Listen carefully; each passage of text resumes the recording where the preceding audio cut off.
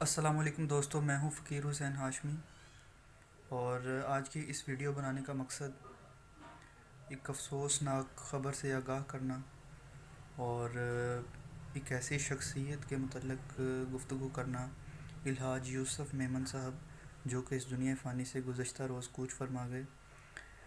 نہایت ہی خوبصورت شخصیت، رب کریم سے دعا ہے کہ اللہ تعالیٰ ان کے درجات بلند فرمائے اور ان کی مغفرت فرمائے اور انہیں جنت الفردوس میں اعلیٰ مقام عطا فرمائے۔ میرا ان کے ساتھ مرحبا یہ مصطفیٰ سیزن 8 میں بہت خوبصورت ساتھ رہا، اور ان کے ساتھ بتائے ہوئے چند لمحات آپ کے ساتھ شیئر کرنا چاہتا ہوں۔